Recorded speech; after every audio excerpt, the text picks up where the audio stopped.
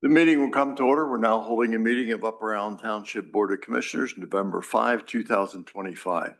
Good evening, ladies and gentlemen. Please join me for a moment of silence, followed by the Pledge of Allegiance to our flag.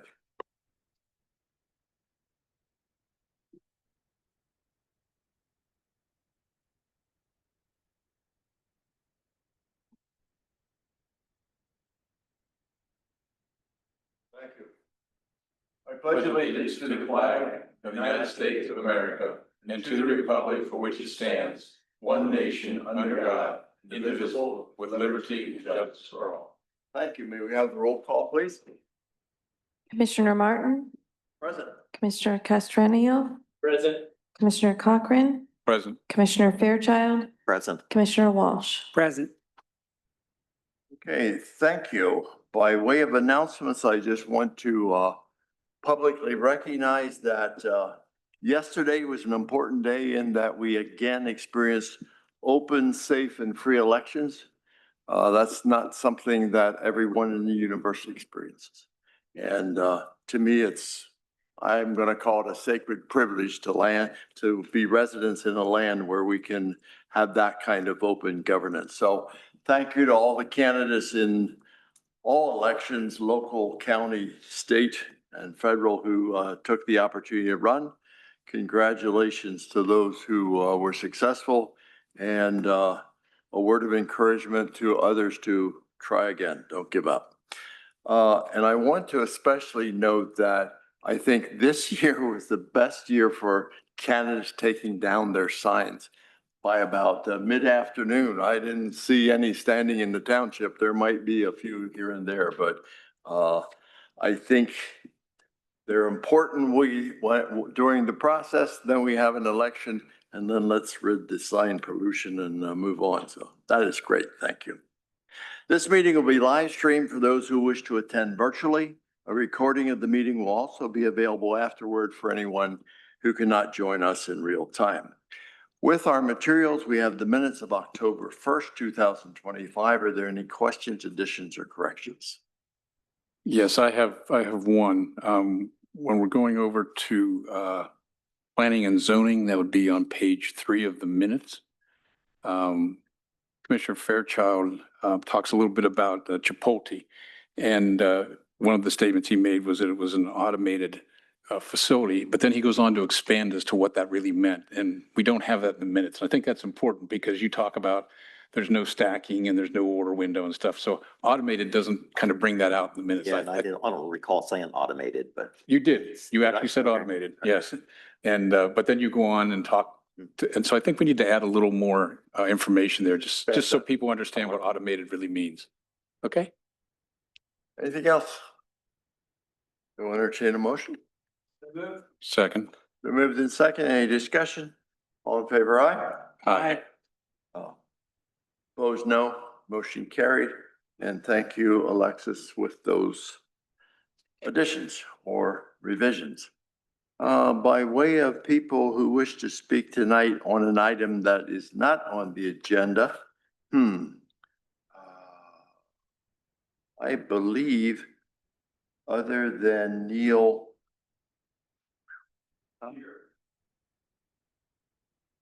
Oh, Neil Shear, public comment. Neil, come on. Would you like to address the board?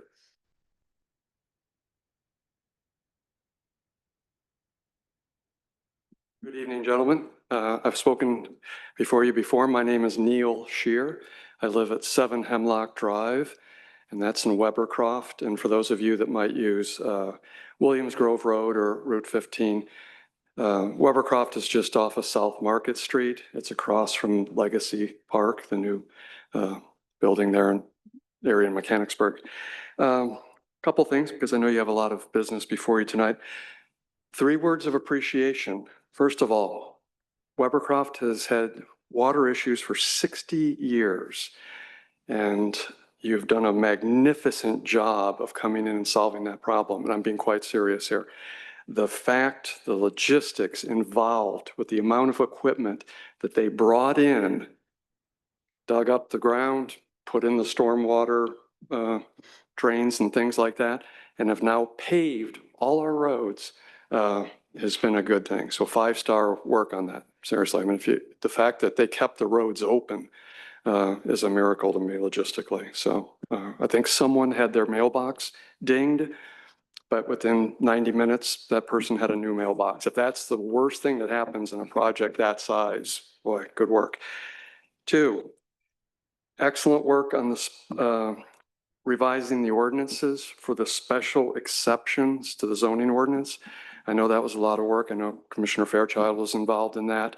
And we hope that that will prevent odious and predatory developer from cracking open, leveraging a loophole. So we really appreciate that. I wish that we had been grandfathered in with that, but say la vie with that. But thank you very much for doing that. And then 3, a couple of you have attended the zoning hearing board meetings. Talking about practice bleeding, my hat's off to you. I mean, to sit there for 3 hours and listen to objection and sustained and overruled and stuff like that. So my thank you for that as well. Okay, to the business. Why am I here? 1, I'd like to encourage you, and I know it's hard work, to continue to look at the ordinances and to bring them in line with 2025, sort of modern era. We've become quite involved in knowing what's in the ordinances in our battle against Maplewood LLC and Triple Crown over the warehouse project. Some of those ordinances we believe and our legal counsel believes are in conflict. Some have been on the board books since 1970s, 80s, things like that. Again, can I stand here and say, bring those all up to date overnight? No, it's a lot of hard work, but I am encouraged by the work you've done so far. I hope you continue to do that, because otherwise someone will come in and leverage those loopholes. 2, I would like the township to delegate decision-making down to the lowest level possible for certain things. And that has to do with my recent experience with the zoning board on another issue, but in some way in conjunction with the warehouse. Now, I understand I'm not standing before the zoning hearing board. I'm standing before the Board of Commissioners, but if you'll hear me out for 90 seconds here. In 1976, my father built a little stub of a fence in our backyard. Where's my backyard? It's 100 feet off of Market Street. I have another house between me and Market Street. And it was just to protect my mother's garden. 25 feet long, 6 feet high. It's been there for 50 years. However, in the intervening time, 3 things have happened, none of which are anybody's fault here. Allen Distribution has gone from being the Sleepy Book of the Month Club to a 24/7 warehousing operation that literally is going on at 2, 3, 4 in the morning. So I spared you bringing 40 of my fellow residents of Webercroft here to attest to that. Please take my word for it, that it's a real noise issue.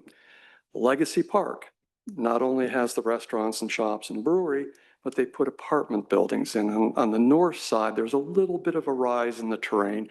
They put the 3-story high apartment buildings in, and they mounted them with the greatest and newest in lighting, which they didn't have in the 70s. We're talking about high energy LED, high energy xenon lights, things like that. It's not an exaggeration that I could mow my back lawn at night without any lights, because it is so well lighted. 3rd is South Market Street went from being just a little, back of the water connector road to a major thoroughfare, which for those of you that have attended the zoning hearing board meeting, you know we have over 1,000 vehicular movements an hour. Okay, what do we get with this? Light and noise pollution. I want to mitigate some of that. So I went out, thinking I'd like to put a couple extra feet on my fence, came up to get a building permit, find out I have to pay $600 to ask the question of the zoning hearing board if I can put a 2-foot extension to my fence. Apparently in Upper Allen Township, like any organization, they have a solar plexus. That is the hill that they are going to fight and die on. That's 6 feet is what it is. As you gentlemen know, Maplewood wants to build a 60,000 square foot warehouse in my neighbor's backyard. 60,000 square feet. It's the size of Cumberland Valley High School's football stadium with all the lights and noise. 50 feet from some of my neighbor's property. Less than the distance from home plate to a pitcher's mound. Loading docks, 140 feet. Less than the distance from home plate to the infield dividing line. But no, I got to pay $600 to put a fence extension in. What am I getting at here? We shouldn't have to impanel a zoning hearing board with 2 licensed attorneys on it to find out if a retiree can put 2 feet on a stub of a fence. Now, when I was in the military, I could do things as a captain, lieutenant, as a major that general didn't want to do. They drove it down to that decision-making level. I would encourage the township to sort of review that. Now, I've looked at all the zoning hearing board's minutes for the past 2 years. Some of it is nice and quaint, but it's all cosmetic. Somebody wants to put a gable on their garage. Somebody wants to move their property line a little closer to the porch, closer to the road.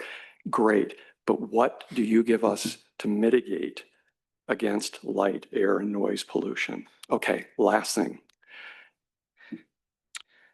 I speak for my neighbors, so my little problem with the fence, okay, that's my problem, you know. What about my neighbors, my 105 neighbors? If on next Thursday, the zoning hearing board approves Maplewood's petition for an exception to the zoning so they can put the warehouse there, am I to go back and tell my neighbors that each of them can now pay $600 to petition the board about that? We don't even know if they'll say yes. We're just paying $600 to ask the question, and we don't feel that that should be right. So please give us some way to mitigate that. One last thought, and I will sit down. Last December, I stood in that very hallway, and Mr. Welt's predecessor in that position gleefully told us that if Maplewood filled out the application correctly for exception, crossed the T's and dotted the I's was the language, and I have witnesses to this, that it must be approved, that the warehouse must be approved. I and my fellow residents have to pay $600, and I'm not afforded that same type of certainty that my fence will be approved, or worse, the people whose backyard, you know, abuts the warehouse, what they will do. So I think you get my point. I appreciate your time tonight, and thank you very much. So, Thank you. Thank you for taking the time to come in and talk to us. We will take that under advisement. Martin, can I just ask, is that, or maybe Mike knows too, that's part of the fee schedule that we set? What the cost of the zoning board hearing is? Mhm. Yeah. When we set Yeah. fees. And I assume that a part of that is going toward the legal ad, like usually in the Sentinel. And maybe that runs several $100s by itself. I was just trying to relate our expense in relation to the fee that we're charging.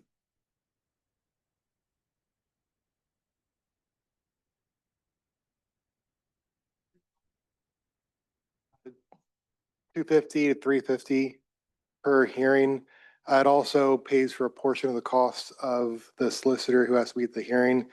$600 is maybe a third of the cost of holding a zoning hearing board case in the township. So, that's what that money goes towards, just as a portion of the hearing. And it sounds like Mr. Shearer and other residents would like to avoid that fee if they could. So how would that authority be delegated? Maybe that's a question for the solicitor, Mhm. just process wise. Is that through adjusting the Well, ordinance? if the requested use is permitted by the ordinance as the ordinance is drafted, then you wouldn't need zoning relief. If you're seeking to build something that's outside of what the zoning ordinance allows, then you have to apply for zoning relief. And there's really not any way to delegate that. It wouldn't be, it's by law under the municipalities planning code that the zoning hearing board makes those decisions. So it's not something that the township could delegate to, say, the zoning officer. Now, if you amended the zoning ordinance, then that, and the landowner complied with the zoning ordinance, then the zoning hearing board wouldn't be involved. So that amendment may allow like a 6-foot fence in certain circumstances, something along Yes, that line. Yes, if the zoning ordinance, you could amend the zoning ordinance to allow that particular use. But if it's not allowed by the zoning ordinance, or if it's only allowed by variance, then that's not, you can't, the zoning hearing board can't delegate its authority to grant variances to a township employee. Okay, well, thank you. And just for clarity's sake, the request that's coming from the current property owner is a special exception. It's already written up. It was at that time written up. So they knew what they had to do or what they have to do in order to what they feel meets the request. So that's not really a zoning board exception. It's do we meet, it's an appraisal, it's an adjudication. Do we meet the requirements as they're set up? That's what they're asking for. They're not asking for a change. And I think the record will show I was the one that said we needed to change that. And when I did say that, I encountered some, what I want to call some questioning from the attorney, the firm representing that property, that perhaps I had suggested something out of order. And that's why I don't go to zoning hearing board meetings, because in my 20 years on here, I've been aware of people saying the slightest wrong thing, creating an issue for a plaintiff's attorney to take to court. And I don't want to have anything to do with that. I need to be independent and unbiased. And so I will read the minutes when they come out, but I will not go to a meeting. I think that the risk is too high. Okay.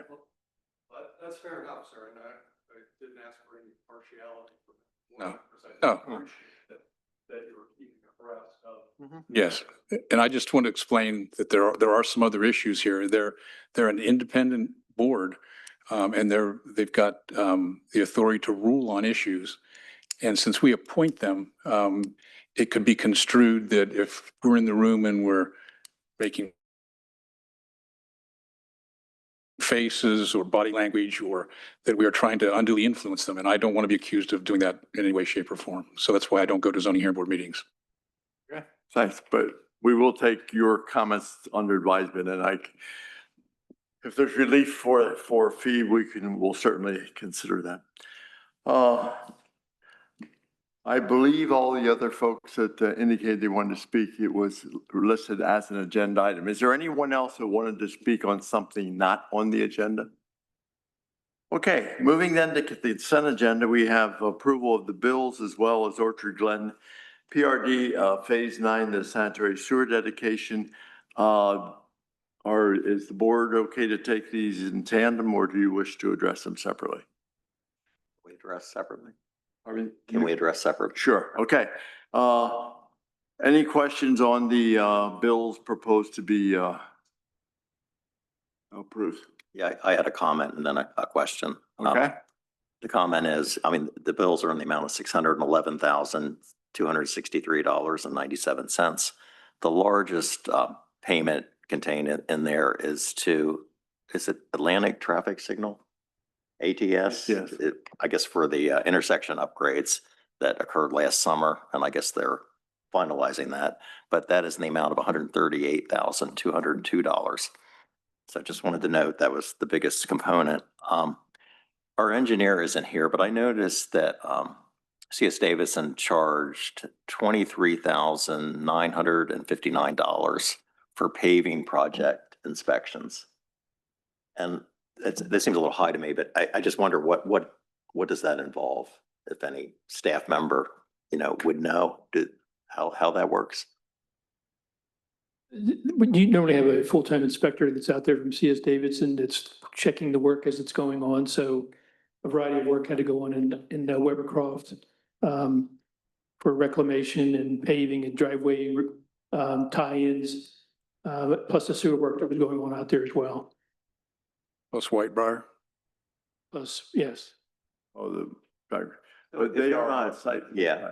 If they're not there, do they do like core samples and that kind of stuff? Is there testing involved? I was just trying to rationalize. If there's a question about the depth of the material, then Yeah. certainly that's an option, but normally they're on site and they can see for themselves when the asphalt's being put down, that it meets the proper depths Mm-hmm. as per the specifications. Okay, well, thank you. Any other questions? I'll entertain a motion for approval. So moved. Second. Moved in second, any discussion? All in favor, aye? Aye. Opposed, no. Motion carried. Now Orchard Glen PRD Phase 9. We have someone introducing that.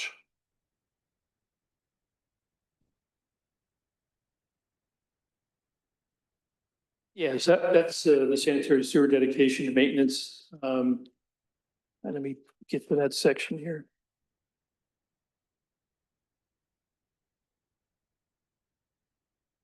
That's for, I think, for Phase 9 of Autumn Chase. Correct. No, in Orchard Glen. Sorry. Yeah, I think they've met all the conditions. They provided the proper financial security and it's passed all the inspections, so it's ready for dedication acceptance. Okay. Are there any questions from the board? Who does that inspection? Is that GHD or is it CS Davidson as part of the road? It's a combination. So if normally it'll be CS Davidson. Okay. That's the sewer. If there'd be something specific sewer, it might be GHD.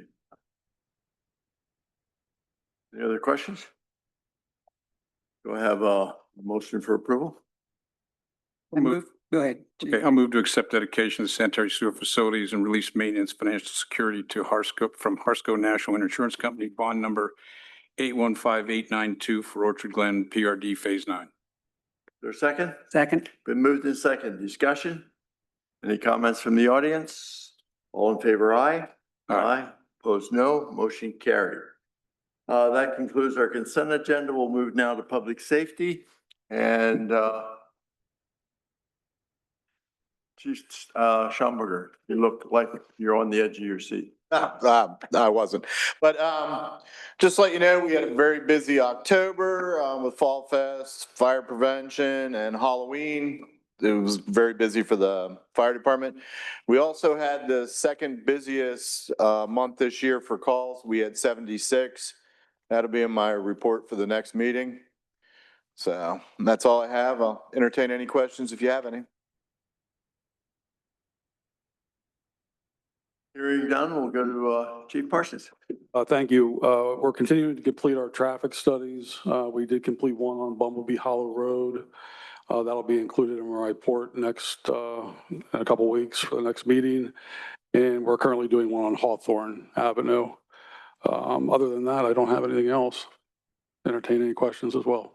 Any questions for either chief? It's back at the meeting we just approved the minutes on, there was a citizen that came in and asked questions about signage up on Market Street. And was it at the appropriate height because it seemed to be blocking visual distances for turns? Was anything done with that? Do you know? Yes, sir. We brought that to the attention of Public Works, actually PennDOT first. They said, refer it to our Public Works Department. They referred it to our traffic engineer, provided them the proper standards for those signs. An employee from Public Works went out and adjusted the signs accordingly. So they are now, all those signs on the islands that direct traffic to the right and then have a diamond reflective sign below. They've all been set to standards for heights. Thank you. Yep. Great, thanks for taking care of that. That's good. Thanks for asking that question, because I noticed it was in our minutes. Yes, it what was in the resident minute. Had said. And But I thought I I'm curious. remembered, I thought I saw Public Works actually doing the adjustment, so good work. Am I right that they, to assume they raised the medallion or the, They adjusted. I don't know if that's up or down. yeah, that's what did it go up or down, chief? I think up. It's up. It went Okay, up. that's- Gage I from thought- Public Works handles our traffic signals. He went out and elevated that sign. Thank you. Fantastic. And then we have item 2A, a proposed draft for a resolution, supporting, radar use. And this was discussed at Public Safety, and I think it was discussed with, Chief Parsons. And you have a proposed draft resolution in front of you. And I think, Phil, did you want to comment on this? No, just to say that Pennsylvania is the only state in the nation where municipal police departments are not allowed to use radar. And we have the fourth highest fatality rate as a direct result of unenforceable speeding. This is an attempt to let the state legislature know that we're very concerned about this. There are bills in review now at the state level, and we just want to reinforce our concern for the need for this to support our police departments and their ability to handle this kind of dangerous traffic situation. Okay. Yeah, I'd just like to Other comment. comments? Yeah, in the past, I had been against a couple of resolutions like this. However, this resolution has been updated and it stipulates that we're asking that only accredited police departments be allowed to use it. And that's the protection that I wanted. I didn't want to see a two-person unit that works part-time running out and using radar. So I'm fully in support of this one. Okay. Good. Any other comments and or proposed action? I believe if you choose to make a motion, this would be resolution 847. 1112, I'm sorry? 1112. I was wondering who wrote this.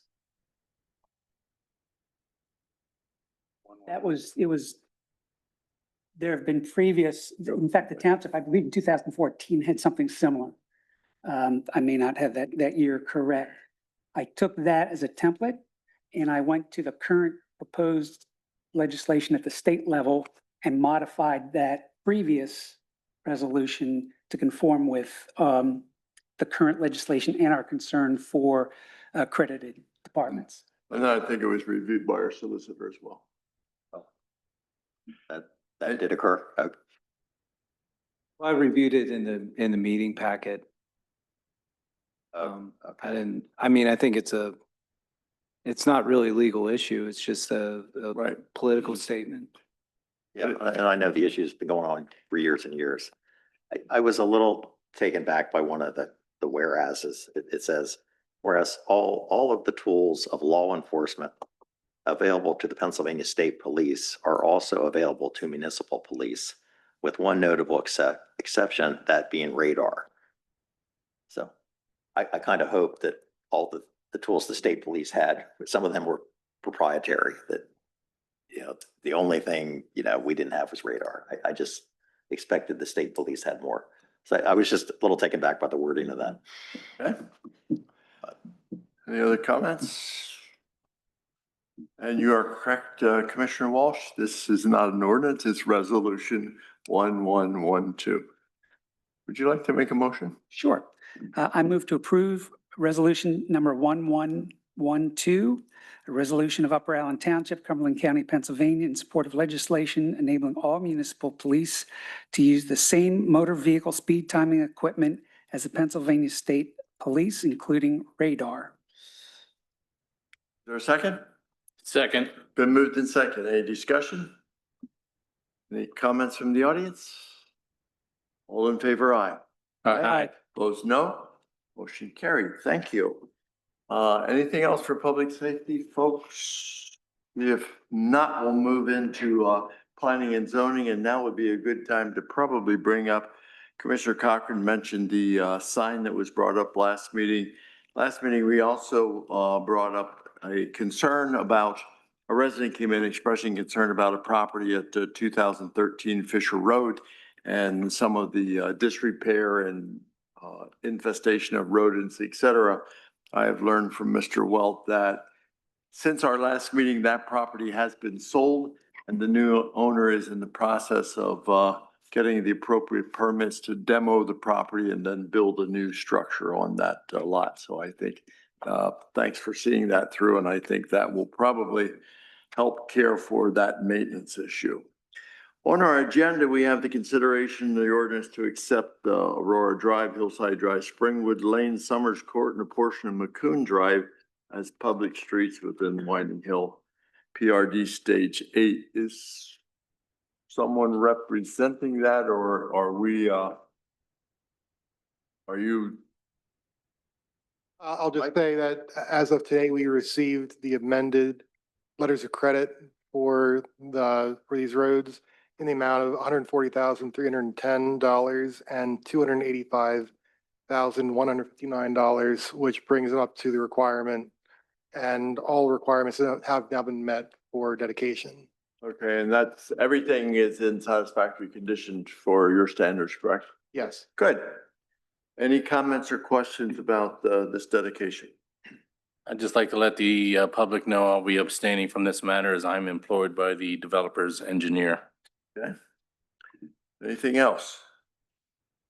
You heard staff's comment in terms of readiness. Is there a proposed action? I move to adopt ordinance 847, accepting Aurora Drive, Hillside Drive, Springwood Lane, Summers Court, and a portion of Maccoon Drive as public streets and amending certain sections within Chapter 233. The proper township officials are hereby authorized to execute the deed upon receipt of the required maintenance financial security for $140,310 and $285,159 to ensure the integrity and functioning of the dedicated facilities for 18 months from the date of acceptance. Second. It's been moved in second. Any discussion? Who is the developer in this case? Not sure I'm seeing that. Is this Landmark? No. Landmark was the builder, excuse me, John Murphy, Alpha Consulting Engineers. It's William Rothman is one of the developers. There's a group of people involved. Okay. You're right. Landmark was the, thank you, John. That clarify? Yeah. Okay. Other questions? Or discussion rather on the motions on the floor? All in favor, aye? Aye. Opposed, no. Motion carried. Thank you. Next item is the conditional use permit master plan for Shepherdstown Crossing. We introduced this at our last meeting, discussed it. I know Commissioners Cochran and Fairchild had some conversation about it. I know staff has been looking at it. I'm going to suggest that we can make comment if it's the will of the board, but I'm suggesting we delay action because there will be conditions that accompany the action in front of us that the solicitor is currently looking at and working with now. So bottom line is we aren't ready to actually take action tonight. So if you wish to make any comments, that would be in order, but we're not going to take action tonight. Yeah, I'd just like to know how you do move forward with something like this, because it's the first time we've done it. So. Well, it would be helpful there. I looked at the transcript. I wasn't at the hearing live, but I read the transcript today. And there were some comments about conditions that one commissioner wanted or another commissioner wanted. But if there could be some additional direction as to what conditions you want to be in the, assuming that if it would be approved, what the conditions of approval would be. That would be helpful. But Jim, I'm not sure, what was your question? Well, that was really my question is how do we move forward with the process? We had the hearing, we talked about it. I was the one that brought up question of the height of one of the signs and thought maybe it could be a little shorter. It didn't need to be as high as it was. And I think the developer said he was okay with that. But now how do you turn that into a change to this plan? And how do we get that into the plan? And I'm Well, not the- sure, I remember what Eric had something he was talking about too, but I don't recall what it was. Itself wouldn't have to be amended, I don't think. We would just need to make a condition of approval that change be made. So as an example, sign XYZ would be allowed at 12 feet rather than 13 or what, that's a bogus example, but the conditions we discussed and want to portray and hold the developer to, we would do as a condition. Is that what you're suggesting? Yes. Yeah.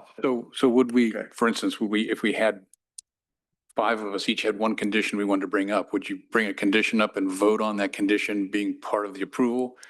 Or how do you Typically, address it? I mean, if there were five different And I- conditions and each of us liked four of them and didn't like one, it could fail because there's one in there or a different one in there for each one of us. How do you get to a consensus to move it forward?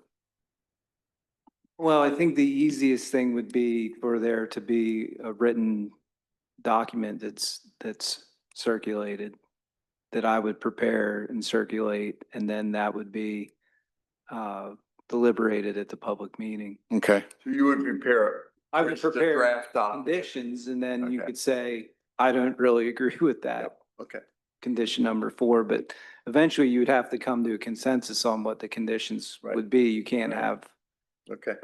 Yeah, I could just picture almost a free-for-all of conditions flying everywhere and how do you get through a maze of conditions? So, well, like when you have a land development plan, the staff would prepare recommended conditions, and there's a memo distributed to the board prior to the meeting with what those Well, yes, but conditions are. the staff didn't do any of that with this. I- It came to us, so. I understand. if Um, possible, or that's a consideration, if we could have staff look at our comments and the transcript and maybe consolidate what you feel are the 6 or 7 or whatever, how many conditions, circulate that in a draft to the board, and then we can work from that. I think that might be a more efficient process than each of us Well, I think, bombarding you with our own individual. Yes, yes, exactly. well, shouldn't we get, if we have those things that Jim are talking about, shouldn't we email those to Josh and prior to him preparing that? Well, yeah, At least then everyone it could be circulated. send them to Keldine and then she can Yeah. have staff review the transcript and then you can synthesize that information for Josh. Okay, does that sound like a plan? Fantastic. Now, I did want to bring up though, and not to ask you in public, but I will. You and I had a conversation, or you made an offer, Lowell, in terms of the signage on Gettysburg Pike. Reducing from 2 to 1. I think it'd be appropriate if you tell the whole board if you're so inclined, because I thought that was a condition at least worth us considering. Sure. Good evening, Lowell Gates, 1140 Gettysburg Pike. So yeah, in the conversation, one of my primary concerns is the primary monument sign at the main entrance into the project. And that sign, I believe, was 100 square feet of tenant signage. So that being the primary and probably the most important, to let everybody know what tenants are in the shopping center. The smaller sign that it's adjacent to the right in, right out, that's up towards York Street, that sign is of lesser importance. So if the board thought that maybe as a compromise, you would be willing to go with the 100 square feet for the main monument sign, we could eliminate that smaller sign up by the right in, right out. Yeah, thanks. And I just wanted the whole board to be aware of that offer. And to me, it makes some sense too, because then the secondary sign, as you labeled, which is closer to the historic district, would be removed. And so I think that would have some appeal in that it wouldn't be sitting a more modern looking sign right next to the historic district. I think gives a space buffer there that. Yep, I agree. I think with that, with the smaller sign being near the Shepherdstown Historic District, eliminating that sign, I think would be a good thing. Okay, thanks, Lowell. Yep.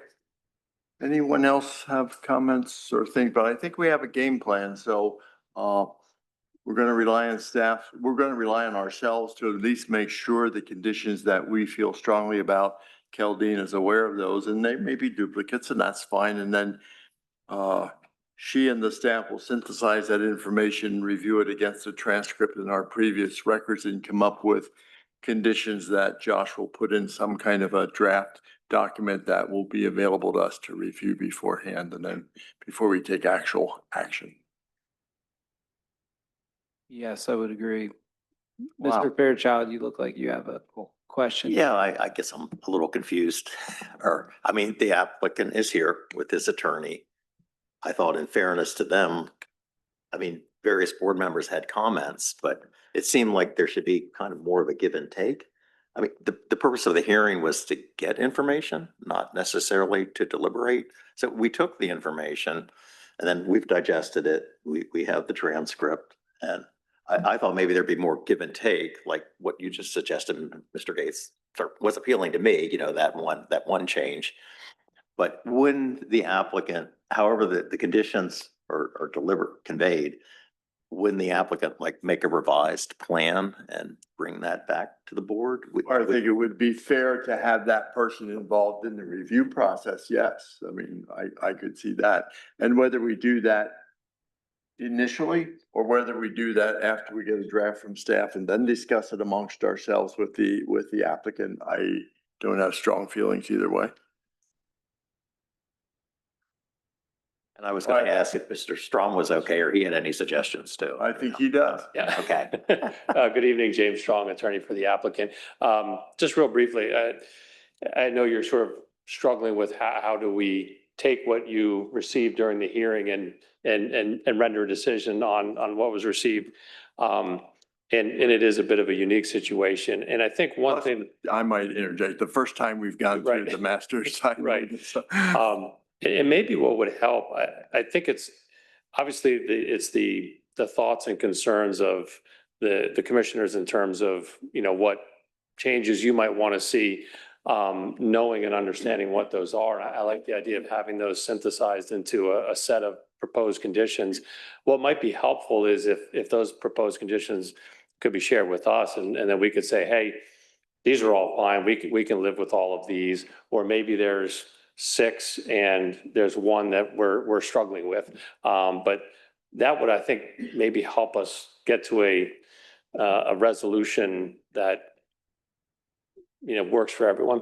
And get you involved earlier in the process, perhaps. And nothing prevents Mr. Strong and I from discussing this. I mean, ultimately, this decision is going to be made in public by the board, but talking about what to put into the document, I can discuss that with Mr. Strong. Yeah, I thought we were to take the information digested. I was prepared tonight to make some suggestions is what I thought, you know. That's what I thought. I thought Or a that give was the and next take step would be. and then we go from there. But again, it's the first time, so I'm not wed to that process. I just thought that's what we're going to do. And I have no issue if you want to have some of that dialogue tonight. I mean, I don't want to bog down the meeting. At the same time, the applicant's here.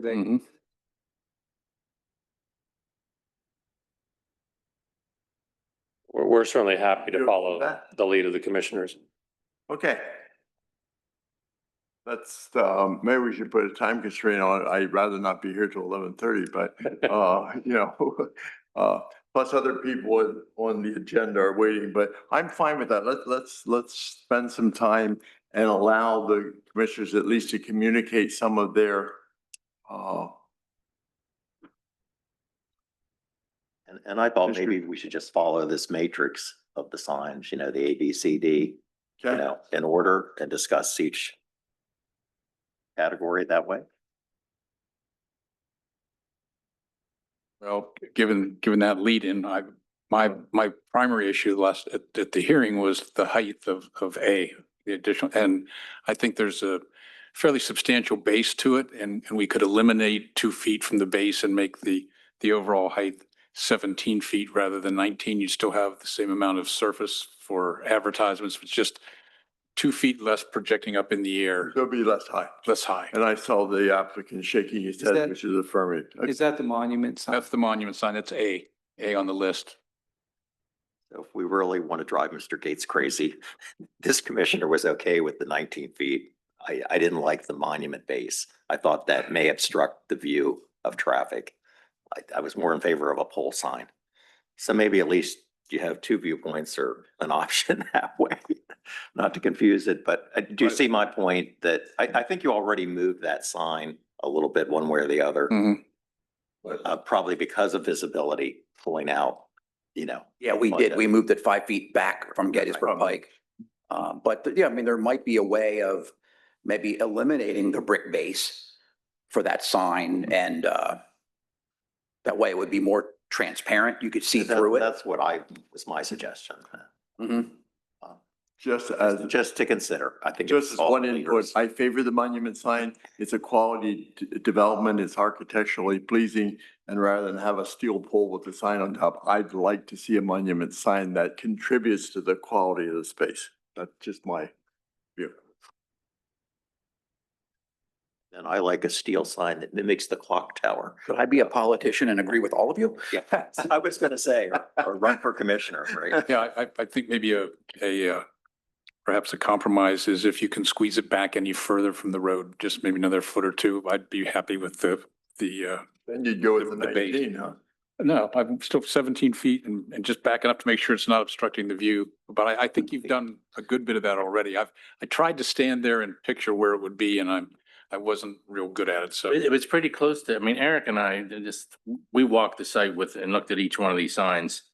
That one it does not come out further than the wall. Okay. So There's a temporary sign there Yeah. now, and I'm thinking that may be right where you are thinking that maybe somebody moved around just to visualize and see if it did work.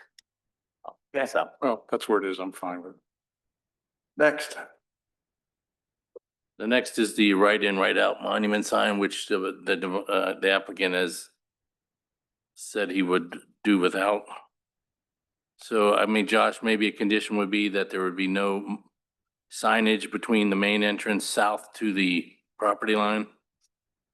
Except that you might want a directional sign, a small Yeah. sign just saying right in, right out. Yeah, except for traffic signs, Yeah. traffic wayfinding signs.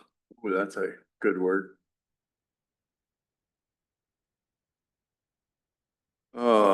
Exhibit C? I'm fine. Exhibit D is the directional. Yeah, Exhibit D, I think requires a zoning hearing board exemption because that's an off premises sign. let's talk a little bit more about C, the pylon sign, the 150 square feet. I mean, that is gonna have a steel, I guess, 2 columns coming up. I was okay with the square footage.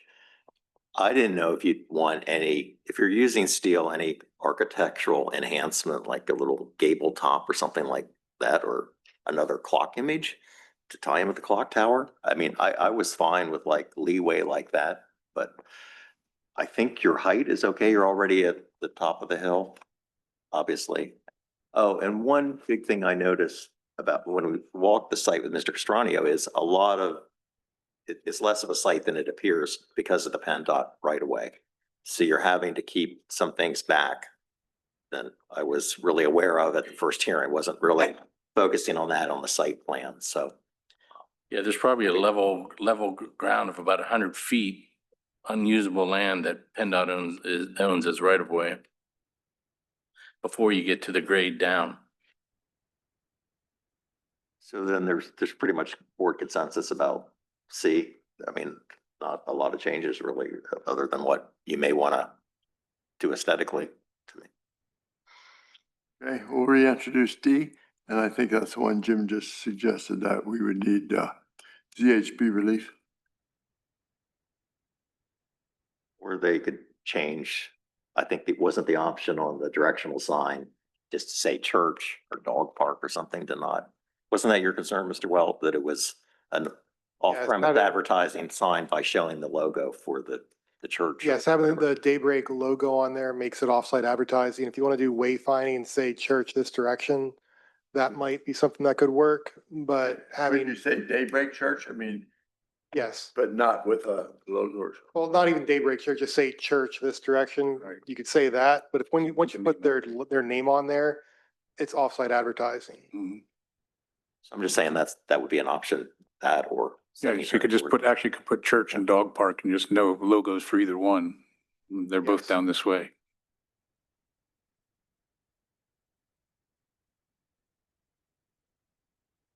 We're down to E, that's. So just to have the name Daybreak Church as advertising, I mean, I understand the logo with the yellow lines and all that, but, and I understand for the dog park with our up round logo, okay, that can be, but just to say Daybreak Church, dog park at Daybreak or whatever we're calling it, that's advertising? I would say yes. I mean, think if there was a McDonald's down that way and they wanted to, think if there was a McDonald's down that way Yes. and they wanted to say McDonald's this way, they didn't use McDonald's logo and type, Right. but still use their name. That would still be advertising of the business in that direction. It would still be off-site. And in my opinion, that would still, All right, well, you're the zoning officer. To me, that's just wayfinding or directional finding, but Yeah, that's, what do I know? but that, I thought the same thing. But what do I know too? Regarding the whole directional sign and off premises, just to remind everybody that there is the cross easement between Daybreak and our property so that the walking trails can be used by the public and either party. So is it really off premises if it's kind of it's telling people how to follow the walking trail and, Unless you own both properties, it's off premises. oh, Josh, were you about to say something or I misread your face? Okay. Well, we have a mixed review on that one. Well, no, I don't think we do. I think we all agree that it'd be better off as with the Daybreak information on there. It just can't. He would have to get to the zoning hearing board. Right. Oh, okay. No, and you can decide whether or not. You could make it a condition that we waive the $600 to go to the zoning hearing board. That might not be fair to the other citizen that was here tonight, but we can do that. Then the retaining wall sign, is that the one that was along Market Street? Yeah, the big backlit sign. Pardon It's a large backlit sign. Yeah. me? That's the one on the, Yeah. on the masonry wall. That's it. What's wrong with that? I would just note from my understanding of walking the site, Mr. Estrania, was the right of way comes almost up to that sidewalk that's there. That an accurate understanding, and then obviously the very steep slope, it's a change in grade, makes difficult. Well, you can't put anything on that slope, but it's within the PennDOT right of way, so you have to be. correct. Yeah, we ran the sidewalk about, I don't know, 5 or so feet back from the PennDOT right away. So yeah, that's about as far as you can go. Mhm. And then PennDOT has that Swale. drainage swale that runs along. And to me, you're taking advantage of what is there, that retaining wall. And in general, I like signs on buildings and walls versus standalone, just to minimize the clutter. And I just think it's better visually. Yeah, and I would also like to add that not a big fan of the internally lighted option. So I think, I don't know if the right term is spotlight or backlit, but which one uses the sort of something shining up on it to illuminate it?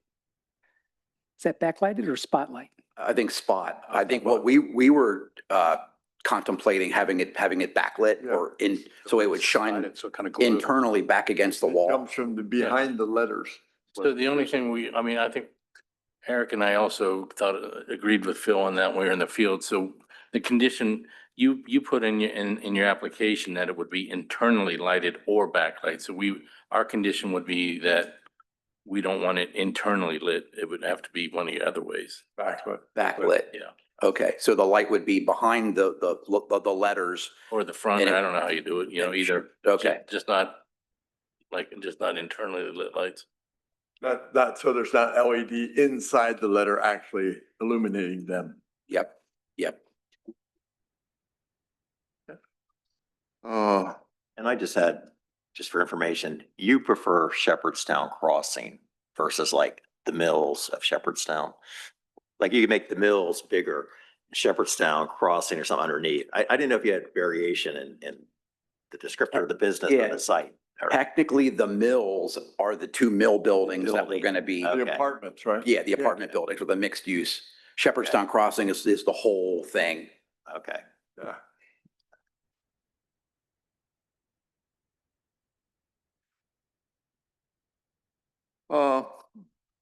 Any comments on the mixed use building signs?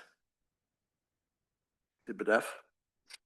I think they're pretty much standard what could go on those buildings for each business. I guess 6 signs on each building above the facade on the first floor. 40 square feet each. Which be, if I'm reading right, would be permitted without the master sign plan anyway. I think it was another case where it could be internally illuminated or backlit. Illuminated, not illuminated. According to the chart, they I was are probably saying it wrong too. permitted without relief under the master sign ordinance, Mhm. the mixed use signs. But I think you should, I know you had the gooseneck lights, and then I was kind of the school, the backlighting, the gooseneck light versus something internally illuminated. Because I assume the main entrance sign is going to be internally illuminated. They'll see the name of the business that way, but in terms of visual brightness at night and everything, just having it backlit. Correct. We will probably install the gooseneck lights as an architectural feature for the building. Probably whatever tenant moves in will probably have their own like style, depending on, if it's a restaurant, they might have a particular way of designing their facade sign. So Again, a condition would be that those signs would not be internally illuminated. They would have the lighting from the gooseneck. Gooseneck.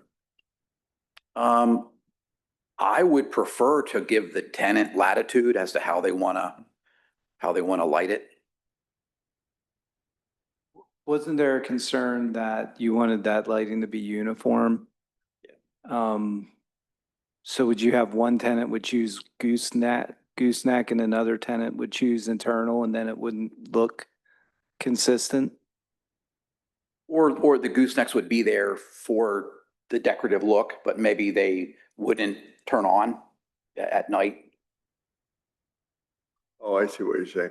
Keep a consistent facade with all goosenecks, but then allow the tenant to choose the type of lighting they want. Exactly. I kind of prefer it be one or the other. I mean, maybe the fair way to do it is take a poll of the tenants or something in the building, what style they want. They don't all come at the same time. I know, but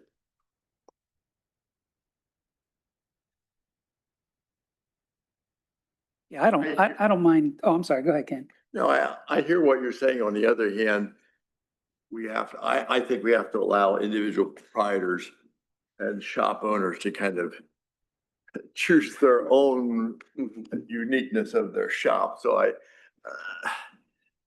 think the lighting at night is just an issue. The Yeah, I don't have a uniformity problem with of that. one and the other one, the gooseneck, and I don't think it's as attractive as picking Right. one avenue or the other. But if you go down the street, some people have red doors, some people have blue doors, and then the next person has a white door. Right. And we don't say anything about That's what the that. 40 square feet is for that individuality. Go ahead, Phil. But anyway, Sure. No, I don't have a problem with individual tenants using different fonts or logos, colors, what have you. But my preference would be to be consistent with the gooseneck style lighting those signs up. I think they can be individualized by the design that they choose for the sign itself. But I think consistency in lighting would be preferable to me. Well, we'll let the the two attorneys have heard this discussion, so we'll let them come to a consensus of how they want to present it in a condition. I'm partially joking on that, but you got to earn your keep, Actually, this was really helpful, to put something together. So I'll put something together and We're not done discuss it yet. with Mr. We're not done yet, Josh. Uh, But thanks for helping us move along. Let's go to the Chick-fil-A location. Any comments on that? I would just say that originally gave me the most concern because it's so far over the 100 square foot normal, wall sign throughout the township. And I was worried, and I'm still worried about setting a precedent. If we allow much more square footage of wall sign here, then everybody else, others may ask for it. But I do think, or I had a question, I didn't ask the hearing, but I think like the Chick-fil-A logo written out as Chick-fil-A, and that must be a chicken or It is. whatever on the one end, you make a rectangle box around that to come up with the square footage versus, maybe like an L around it, consolidating what the actual square footage of the sign is. And there's probably pretty substantial difference of, 30% or so is wasted in that box. There is no signage. So I became aware of that, and, that's kind of a hardship, or they are having their creativity in that logo. I doubt we're gonna change Chick-fil-A's logo. What's that? I doubt we're gonna change Chick-fil-A's logo. No, but I think they have the choice Of how it's probably presented. Okay. between like what's on that pole sign now, the logo versus the written word. You probably want both on the building, but the prominent side or whatever, maybe you could get more mileage out of, the Chick-fil-A logo. These look so small. I mean, when you're coming down. Yeah. Route Yeah, 15, so I don't think I have an issue, any of the wall signs, but Whenever- One thing Commissioner Fairchild brought up was setting a precedent. Because this is a global application that's looking at all the signs on the property, somebody can't come in and say, Chick-fil-A has this one sign that I can't have, and you have to give it to me because you gave it to Chick-fil-A. That wouldn't be the case here, because it's a global, you're looking at all the signs globally rather than individually. So you're not going to be setting any precedent by what. No, by I what understand that. I just think people may assume that or may question you or want it because they see it there. But yeah, it is part of a much larger. As I recall, the genius of the master sign proposal is the fact that we can look at signage particular to a definite site and the uses, and so we make decisions based on that particular application as a book, yeah. But I mean, and Yes. you're right, Eric, there people probably try to use that. And it's, the size of the parcel, the square footage, number of businesses that, to me, you have frontage on 3 roads, really, and, Well, when I thought, when I was sitting in the audience listening to you talk about this a year ago, that one of the ideas was to cut down on the number of applications to the ZHB for signs, that there'd be some flexibility here so people wouldn't have to go to the ZHB for everything. And it allows you to maintain some level of control, because once you go to the ZHB, it's out of your control. It's up to them. No, that's a good reminder. And prior to the next meeting, then one of your assignments is to determine if that Chick-fil-A logo is a rooster or a hen. Okay? okay, yep. So, Let's go to, I'm still on, I thought you were done. when Eric and I've driven back and forth on Market Street trying to look at the addition of the changeable message board. Oh, To me, I think, my opinion, that condition, we should not allow that message board. I think it's a safety issue. You can't see it because of the height. The pylon sign is so far above the road. I mean, to try to read the words is going to be a safety issue. I mean, you're gonna be looking out of your window like that. That's my opinion. You can't see it. I don't know if anyone else has driven it and looked at the bottom where that would go. Well, I thought that it was probably just the camel's nose in the tent to eventually get a video display board there. So I wasn't real excited about it either, but for a different purpose. I thought they located that sign to make the most of what they had under the old ordinance at the time. And I thought maybe it would go away, or if we're giving you more wall signage, what's on that pole sign could go on the building, you know? Yeah. Because part of the intent is less clutter and whatever. Again, I think from Chick-fil-A's perspective, I think the 4 facade signs are the most important. I spoke to people in Atlanta at Chick-fil-A and they actually don't use electronic message boards. Imagine that. I was like, okay, I yeah. just think that Okay. with the ambiance you've created with the property, it looks cheap. I don't know how else to describe it. It just, it's there you something go. you'd expect to be at a lesser facility, in my mind. Yeah, yeah. So I think get rid of the message board, go with the 4 facade signs and. You know that, Josh? And I'm sure Mr. was it Lindorf would have liked to have been here too on some of this. But I think we also gave flexibility on the drive-through, the amount of signage and what's not Yep. visible from the road. And, you know, I don't think it'd be a hardship, but thanks for bringing that up. Are you ready to go Chipotle? Yes. Okay. I did want to ask one more. Okay. There's, you have like street lighting there that's attractive. Could they use banner signs anywhere? It's a much question for Mr. Weld, or maybe you know the ordinance well enough. You know, if you wanted something different in front of the Chick-fil-A, or if you had another street sign toward the Chipotle, that they could hang a banner there. I didn't know if that the board had interest, right? I've seen that done in other areas and it's kind of classy looking, I think. It doesn't mean it's there all the time. You mean like have like a pole stick out from the side of the, Yeah, or just. and then have like a banner vertically hanging? or something. Yeah, I think either, there's different variations. I think it's called a banner, right? You hang it on a pole one way or the other. I mean, a cloth kind of sign, like What's a that? flexible cloth sign Yeah, banner. yeah. Is that, do you want to put that in as potential, No, I just was hoping I for think clarification if they want to do that, they would have to come back and amend their, that's what, this is a dynamic process. If they want to change stuff, they can do the master sign plan, amend it and come back. And that was the other thing, like if that pole sign stayed there with the Chick-fil-A, isn't Chipotle gonna want one? You know, and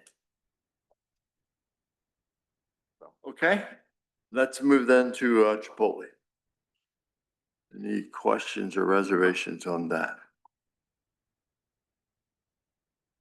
well, just the observation, Chipotle sticking with, you know, within that 100-foot limit on the wall signage. Okay.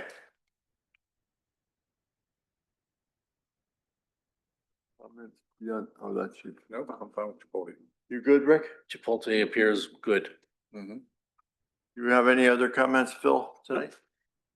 Eric? One more. Yes.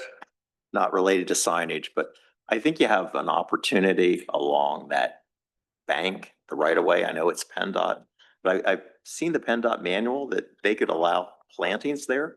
If it be flowers or something real colorful or native planting, it would be good for erosion control. It would save you some crew from weed whacking it. It could be like a signature of the site and, you know, when hand you a lemon, make lemonade out of it, that you can make something attractive. Because I know it's all the flowers and stuff around the clock tower. Yes. You know, that, Yeah. So actually, you kind of read my mind. Yeah, that was something that once we get further into the project, Linda and I were talking about putting like benches along the side, along the walking trail, or maybe some kind of exercise machine or, you know, something where people could walk the trail and stop and do push-ups or pull-ups or something. And so, yeah, make the trail more fun. Yeah, no, I'm just talking that big bank that's the PennDOT right away. If Yeah. that could be planted in something. I think they'd have to allow it, but it could be attractive and Then I kind wouldn't of have, your signature. then we wouldn't have to weed whack it every Yeah, 3 no, months. That's what it said, yeah. All right, thank you. Staff, do you have any other questions or comments? But hopefully this has been helpful to staff as well as to you, Josh. Any comments from the audience on this discussion? Okay, well, thanks, board, for your suggestion. We made progress and I think it'll save time, so thanks for doing that. There is a ZHB meeting on November 13, right, Mike? Yes, we have 4 cases, brand new cases for November, including the decision for Maplewood. 3 of them are encroachments on the front yard setback, and 1 is an encroachment on a development setback and a PRD. And does anyone on the board have comments on these issues that we would like to have staff communicate to ZHB? So as I looked at a couple of these, I'm wondering, they're typically corner properties where you have a side yard that becomes a front yard or vice versa. Should our zoning be modified a bit that you can do something a little different when that presents itself, rather than have 3 cases that all look kind of similar and are all kind of addressing the same kind of issue? Yeah, that would alleviate a lot of the zoning hearing board's workflow if corner lot issues weren't considered the way they are right now. Maybe staff could come up with some suggestions as to how we would address something like that, because it is $600 and I don't recall but I think most of them get approved by the zoning hearing board because they're corner lots. And so They do, it's yeah. kind of in my mind, it's kind of a futile effort. And you are right, all 3 of these do have bordered by 2 streets. One thing I noticed, like in this current, the one request in the current cycle, they're using the ornamental iron fence, which is less intrusive to me. In my old neighborhood in Lower Allen, you go down the street, somebody did that and they put one of these white vinyl fences, solid white vinyl, and you just see it from a mile away, and it is really in the front yard. And they seem to give a lot of variances for this, but say a resident picked one fence or the other, say they had a metal fence, once they're given that right, they could replace it with a vinyl fence. I take it. They would be allowed to do that then, yes. They would be, yeah. Yeah. So if it is something, a change in the front yard, some type of more attractive, less intrusive, here again, you're just allowing more visibility for anybody coming up and down the road. And if you're interested in a, modification of the code like that, we could prohibit solid fences and only allow, Right. more, visible. So gonna then, get that so then sooner they than could, later. they could get an iron fence without a hearing, but if they wanted to go to a hearing, they'd have to pay for it.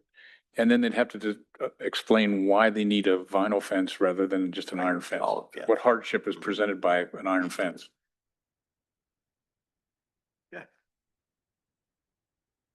We good? All right, then, moving along, our next consideration is the land development plan for Threefold Schoolhouse. And I think we have representatives both from the school and from the engineering firm, and Yes, sir. Good evening, Mr. President, board members. John Murphy with Alpha Consulting Engineers. With me is Charles Mitchell from the Threefold Schoolhouse Project. Plan before you is a land development plan to construct a 2-story schoolhouse. It's going to be proposed about 14,500 square feet. It's a pretty straightforward application. The first step we did is we obtained a special exception from the zoning hearing board to allow a private school. That was accomplished a couple months ago. We have since worked with staff and your engineer. Our traffic study's been improved by your traffic engineer. Our sanitary sewer module's been approved by DEP. We are in receipt of the November 3rd memorandum from Mr. Finkenbeiner and your staff, which is inclusive of the Davidson comments. We are asking for 1 waiver in terms of internal curbing in the site. That's 225-3A1. And we're asking for also a deferral to not to put curbing along West Winding Hill Road, which is a state highway, as you know. Got some very minor comments left. Discussed that with Mr. Reichard, the township engineer, and also Mike. Very minor, I believe staff and engineer are supportive of both the waiver, the deferral, and conditional approval by this body tonight. I'd be happy to answer any questions, but it's in pretty good shape and we're anxious to get started. thank you. Comments? I'd just like to let the public know I'll be abstaining from voting on this matter as I am employed by the developer's engineer Just one more thing, Mr. President. PC's in favor of all this. I don't know if I Yeah. mentioned, they did vote in Yeah. favor of. I saw that. We get copies of their minutes. Okay, great. Thank you. It's extraneous maybe to zoning, but I attended the planning commission when they reviewed it and just, it's a really nice project for the township to have this business, this school come into the township. Yeah, we're really and to excited provide about the it. public that opportunity Yes. and that style of education. And I'm really happy to see it. Thank you, come to sir. Allen. Yeah, we're excited to be here, excited to get rolling and build a school. Thank you. And we discussed previously some stormwater issues. I think they've all been cared for. right? Yes. Okay, good. Curiously, what's the time frame? I think they're finalizing the building permit application as we speak. So, you know, weather permitting, we like to get in the ground probably the next 45 days, 30 to 45 days, weather permitting. Oh, to get up. And ready for school in the fall of 26? Charles, what's your opening date if all goes well? February, Mr. President. I'm sorry? February, Mr. President. Of 2026? Oh, okay, Quick and simple build. Looking forward to getting done. okay. So first quarter 26 we're shooting for?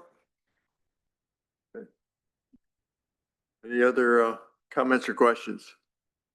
Any comments from the audience? Do we have some proposed action? I would suggest we take care of the waivers and deferrals before we get to the actual motion. I move to approve the waiver request for section 220-5.3.A1 to install curbs along all proposed streets and subdivisions, along all proposed streets, access drives, alleys, parking compounds, and along building fronts and land developments. Is there a second? Second. Been moved and seconded. Any discussion? All in favor, aye? Aye. Opposed, no. Motion carried.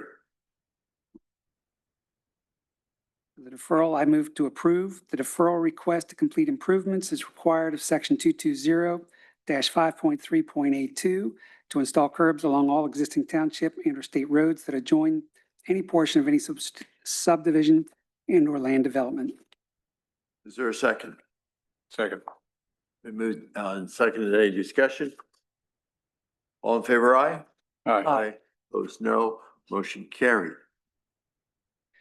And for the plan action, I move to approve the preliminary final land development plan for threefold schoolhouse UAT file PZ2408-08 with the 34 conditions listed in the November 3rd staff memo. Second. It's been moved. And then, do you want to read the concluding paragraph as part of that motion, Phil, since there are conditions on right there, but it's, Help me out here, I'm sorry. since there are conditions on the approval of this plan, the plan will be rejected unless the owner applicant agrees in writing within 30 days to comply with and abide by the specific conditions of approval. Can that be part of your motion? Yes. And the second, Jim? Mhm. All right. And don't we normally tell how many conditions are on there? Just I did. for the record. 34. 34. I missed that. Yes, okay. Discussion. I just don't know how they drew the short straw to have 34 conditions. They're usually like in the 20s and Most of them administrative. yeah, I know. Yeah. That's There- a standard there's a lot. answer. Some people. What a false number. Nothing. Okay, you're good, thank Pretty you. clean, yeah. Anything else from staff or? Guess we don't have any comments from the audience. I think you're awaiting the vote, aren't you? Okay, we have a motion on the floor. All in favor, aye? Aye. Opposed, no. Motion carries. Thank you very much. Get started tomorrow morning. I want to see the bullet. Now, I have a question. The young lady that you brought, I don't know if you're the father or the principal or whatever, but I think for her having endured a municipal meeting, she should at least get a pass to go to school like at 9:30 or something. You're a troublemaker. Yeah. Okay, guess not, but. Mr. President, I'll take that as a motion for ice cream. Second. Yeah, we'll be here for another 30 minutes. You can bring it in, no? Good luck in your proposal and thanks for coming to our township. Okay, is there anything else for planning and zoning. Keldine or Michael were through that, I believe. Okay, then we're gonna go to public improvements. There's nothing that has been, nothing on that. By the way, you folks are welcome to stay, but if you have other chores, you won't be offensive if you choose to leave. Sanitary sewer, I don't think there's anything on the agenda. Administration, a resolution for setting the dates of the BOC meetings. We have that in front of us. And Commissioner Martin, their budget dates were also added, which you do not have on that list. I can read them off to you. They were added right before the meeting today. okay, and do they have to be set by resolution as well, or are they just administrative dates? The budget meetings.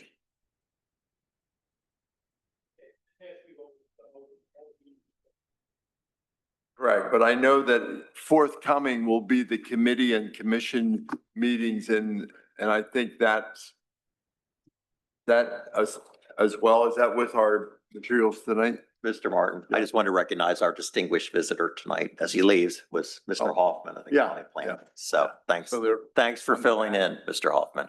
Appreciate it. okay, I saw it, but I didn't see it on this one. Yeah. Okay, very good. So it's up, I'm sure it's a long day for you, but thank you. Okay, my bad. So we have on the one side of the paper on page 91, the meeting dates, on page 92, the various commission dates or committee dates. And then you're proposing to add to page 92, the budget meetings. Correct. It will not be in the resolution proper, but it will be in the advertisement. Oh, okay. The times of the budget meetings seem to vary between 2:30 and 5. And is there a reason why we vary them or pick that date? Like Zach from the finance office can't make some of the 5 o'clock. And could they be done in the morning? It may make more sense to be at 8:30 or something in the morning. See, Certainly. my point of view is just the opposite. If you want the public to come and learn about the budget, you need to do it later in the day. It needs to be a late afternoon or an early evening. Most people work and they can't get here in the morning to see the budget meetings. And I find that not very considerate of the public. And Chancellor, in the past, we did have all of the meetings in the evenings, and then sometimes they got late and drug on till 10, 11, 12 o'clock, et cetera. And so then there was an attempt, and then also staff had to be here after hours. And so then there was an attempt to have them in the afternoon. But you're right, some are in the afternoon, some are at dinner. So I don't know if there is a right time. That or a staff preference. Yeah. Or if, could we Is there a stream the specific meeting? request? That too. Right. Is there a request? I mean, we can accommodate. Well, if the staff had a preference too, I just think it creates somewhat difficulty. I mean, I take your point, Jim, it'd be nice. Has there ever Yeah, been a public attending the budget meeting? I take the position that we pay the staff to be here to serve the public. And if we're really trying to serve the public, we ought to have our meetings at a time the public can attend. So I appreciate that it takes a commitment from the staff, but I think that's kind of part of the job in order to get the word out to the public. So do we not want the alternating time options, or do we just want one time for all of the dates? I'm for next year having a lot more meetings later at night, all night long, all morning long. Alexa, strike that from the record. Yes. I don't know. I mean, I understand the preference to the public. I understand the staff's preference for daytime. I like morning meetings too, Eric, but I think in terms of preparation and maybe people being able to attend like later in the day, the public might be better served by a later meeting, I believe, but I don't have us. I mean, if we're worried about getting late in the evening, let's make them 4 o'clock and manage them so that they're only 2 hours It's 4 to 6. And make them all 4 o'clock or something, Right, I think. 4 Just o'clock. alternating. would- 4 to 6. Oh, that's Usually what me. you, okay, Yeah. okay. So you're, You have a calendar, don't you? I know. How does staff react to, 4 o'clock? We will manage it at 4 o'clock. However, I will need to double check the dates because some of those evenings, there is a 6 o'clock meeting. As long as we, and maybe even a 5. So if that's the case and you restrict to that time frame, Yeah. we can make it work. Right, let's do it. It would force us to be done by that time. Would you like me to read the dates of this time? Please. Okay. September 17th, 2026, September 22nd, 2026, October 1st, October 9th, October 13th, October 29th, November 5th, and November 10th. And I believe in the past, we've set up budget meetings, and then if we find that we've been diligent and don't need them, we just cancel them, correct? Correct. So we're suggesting that those 8 meeting dates, the meeting time would be 4 to 6 PM, is that correct? Unless there's a 5 o'clock meeting, yes. Well, yeah, we can alter that at the time. Mhm. How does that sit with everyone? Not exactly sure why we do it over dinner, but that's okay. I don't have to eat. Okay, so then those 8 budget meetings that Ms. Stamball read will be attached to this resolution in front of us. Correct? Any questions about the BOC meetings or any of the other committee meetings? Is there a motion? Am I correct that this would be 848? 1113. Oh, resolution, you're right, thank you. You know, another one that tripped me up time-wise is the zoning hearing board meets at 6. Yeah. I've come in at 6:15 a couple times, yeah, it's already started. Well, Okay, so what, get a better calendar? yeah, I set reminders on my phone. get a personal. I guess that's their preference. They like 6. I think they've done that because sometimes those meetings, as you know, can go 3.5 hours. So I'll move resolution 1113, a resolution of the Township of Upper Island, Cumberland County, Pennsylvania, setting the dates for meetings of the Board of Commissioners for the calendar year 2026 on the dates as listed below. Is there a second? Second. Moved in second, any discussion? All in favor, aye? Aye. Aye. Opposed, no. Motion carried. Duly noted, and then you can make those time changes and come up with that comprehensive list. Fantastic. Oh, the next item is I personally have a goal of giving Lou as many titles as he possibly can in his career before he really, really retires. Now, it was suggested by Keldine and Lou that as we know, Keldine will be on an extended vacation later this month.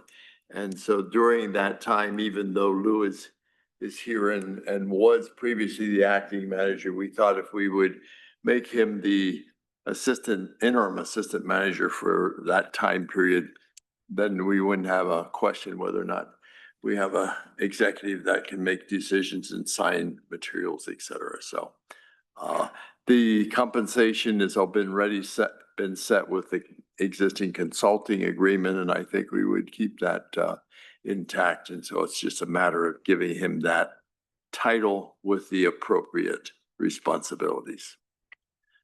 I think the assistant zoning officer is open too. If we wanted another title.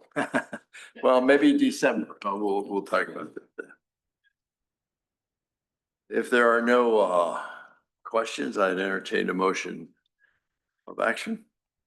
I'll move that we adopt resolution 1114, appointing Lou Fazikis as interim assistant township manager. Second. Second, any discussion? Any campaign speeches? All in favor, aye? Aye. Opposed, no. Motion carried. Lou, next meeting, you can give your acceptance speech. We'll move now into Park and Recreation. Nothing on the agenda. Does staff have anything to add? Hearing nothing. I just want to, just let the board be aware, the last two Park and Rec meetings have been, there was not a quorum, so it's something we got to look at moving forward. Huh. That was all Mr. Williams' fault, right? There he is. I'm teasing you, but yeah. I would also like to add, Mr. President, that Eric and I drove down to the work at the lake with the gazebo at Grantham, and it looks fantastic. Yeah. It really does. Does it? No. It looks, you see it on paper, but then when you see it in person, it's like, wow, that really That's stands gonna out. be a really nice park. Yeah, Wait till phase 2 gets done. yeah. Great. I have something to add. So at our Birdtown presentation on October 28th, we had over 140 people in the audience. Thank Oh, you, yes. Alexis. Yes. So I'm very pleased to report that.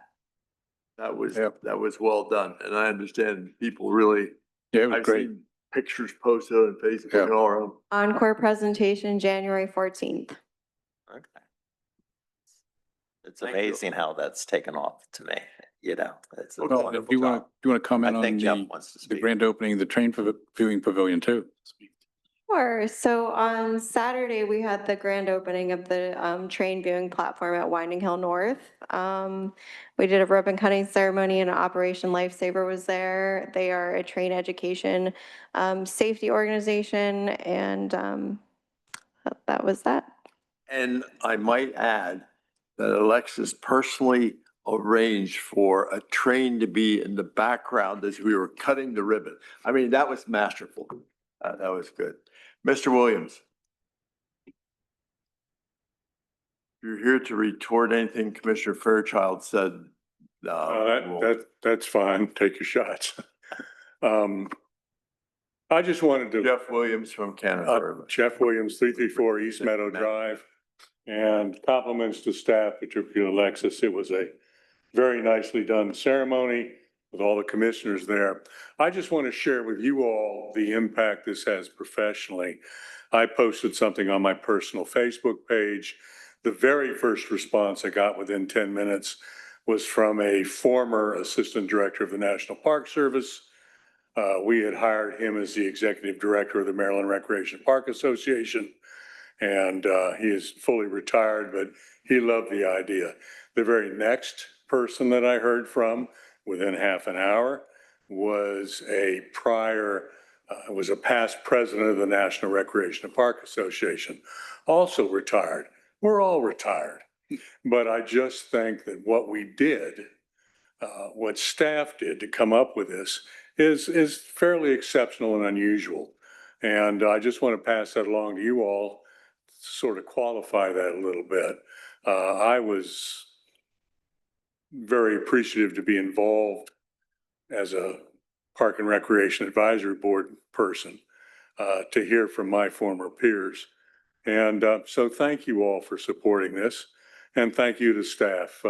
Chad Krebs is exceptional, as I said many times before. So Thank you, Jeff. And I didn't know the genesis of this thing, and I was talking to Chad, and I guess he just kind of got the idea when he was seeing lots of citizens, standing along the tracks observing the planes, and he thought, wow, this could be dangerous, and so why not make it a safe activity? Kudos to him. I talked to some people that were down there even before it was open. They were kind of broke in, and they were waiting for trains. They loved the idea. So anyway, thank you all. Well, and he's worked with Brock, and we're going to have some custom-made benches delivered, I guess, here in the near future. They're going to be made out of train wheels. Oh, really? Yeah. Oh, nice, nice. It's something that the railroads agreed to do. And I think he said they weigh like 2,300 pounds a bench. I might add, I doubt any will be stolen. I don't think they'll be stolen. Yeah, I think it'll be a major effort to steal them. Good work. Thanks, Jeff, and Jim. Mr. Martin, I had a park-related comment too. Sure. We had applied for an LSA grant last year for the next phase of trails at Generations Park. And I thought we're like almost past the deadline of when those grants are awarded or announced. I just didn't know if there's any update I'm not sure about that particular grant, but we did get a notice today, the DCNR grant for $125,000 was approved. But the LSA grant, I'm not aware. We'll have to go take a look at that. And I'm just wondering if any of the grants are being held hostage to the budget, that since there's no budget, they can't grant the money. That I'm not aware of. I know we also got notified by Kirk Stoner, the McCormick Bridge grant. I think it was a 50% match. So that's about $118,000 for that one as well. And we just got that word, I think yesterday. And that was awarded, right? That was awarded, yes. Great. Their small bridge program. Yes. Well, once it's done, we'll submit the paperwork to the county, and then the county sends it on to the state. We'll get the reimbursement. Good. So the grant for the trails, so we still don't know then. That's what I don't get. Yeah, the end of November is actually the deadline for the grant application cycle for LSA. So they won't be announced for a little while yet, but I can find out the exact date or week that they should be announced. Okay. So I had do we have a plan for applying for a grant, at the end of November for the next phase of Generations Park or wherever? Shouldn't we be like identifying or trying to apply for a grant each year? Yes, we are working on an LSA grant application right now for the Parks Department and also for the Fire Department. Okay.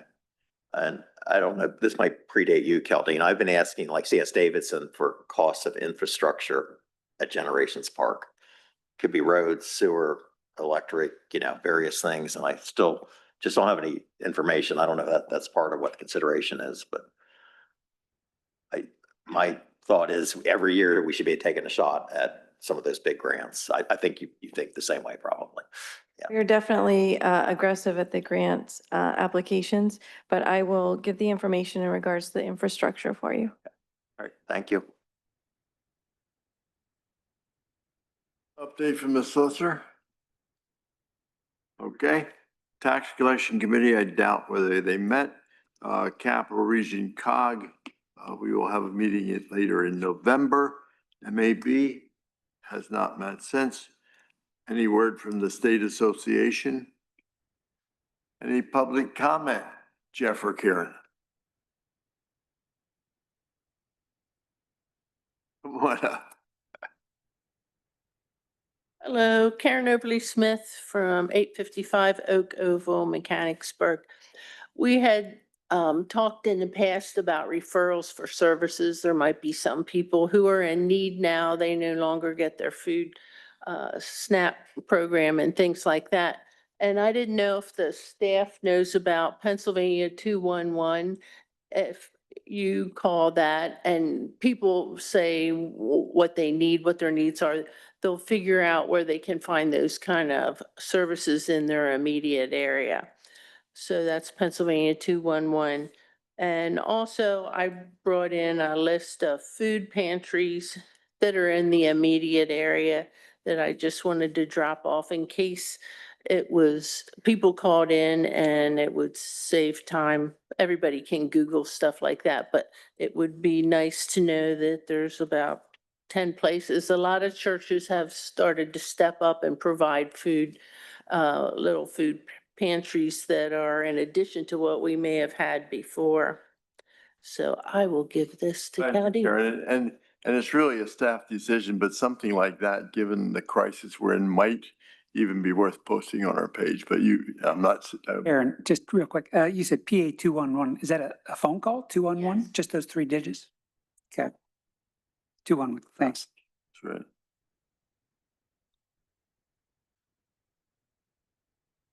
Thank you, Karen, because that's a very relevant conversation right now. Any other public comment? We will have a short executive session and to get some solicitor advice, no action to be taken. And thank you for coming. We